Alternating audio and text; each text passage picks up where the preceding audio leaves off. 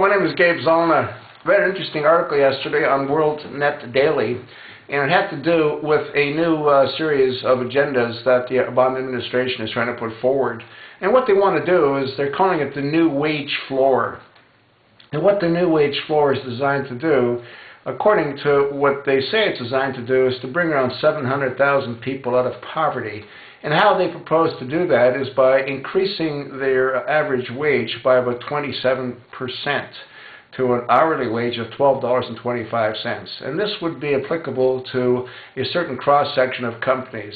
One of the companies would be Walmart, Target, Kroger, Home Depot, Walgreens, Lowe's, Best Buy, Safeway, and Macy's.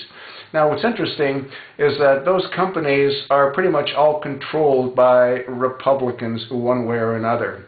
And if we stop and think back, when Obama went ahead and bailed out the automotive industry, General Motors and Chrysler, he first gave a percentage of each of those companies to the actual unions. And then what they did is they went around the country and they determined as to which dealerships they were going to close to reduce costs and expenses. It didn't matter if the dealership was profitable. What mattered is who owned them. And what ended up happening is many dealerships that were owned by Republicans were shuttered and closed, and the ones that were with Democrats, well, obviously they remained open and they became more profitable because a lot of the competition was no longer in play. What's interesting as well is that this particular idea that the administration has put forward, it was tried back in 1990. And that's when Acorn put a lot of pressure on a lot of businesses, and a lot of them agreed to increase wages. It wasn't to the $12.25 an hour right now, it was to whatever was comparable back in 1990. And what ended up happening, although the state itself did very well, because the state itself wasn't involved, just the Baltimore area was involved. And what happened in Baltimore is they had over 58,000 layoffs.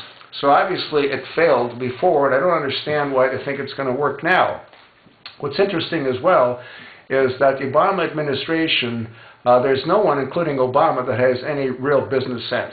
They truly don't. They don't understand what it is to make a dollar. They don't understand that people have got to be profitable. If they're not profitable, they can't stay in business.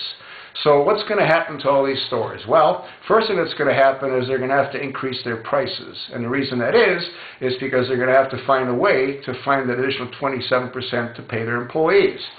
And then they're going to have to increase their prices again. Well, why is that? Well, because Obamacare is going to kick in. So they're going to have to increase the prices once more.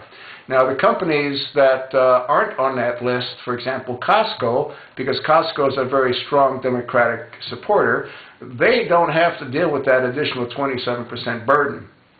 So they're going to be much more profitable because they're going to be getting a lot more business because people aren't going to be shopping at those other stores because they're going to be more expensive. And what's going to happen is those other stores are all going to go to business.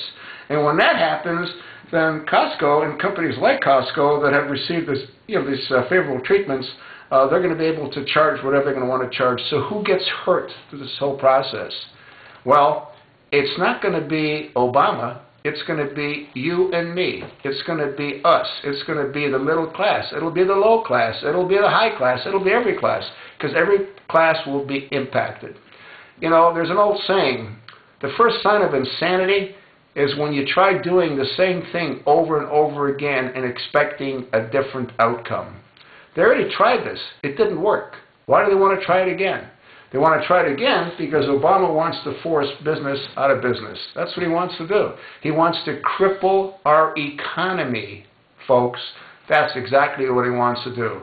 And we have to demand that our Congress act. Our Congress has got to remove him from office.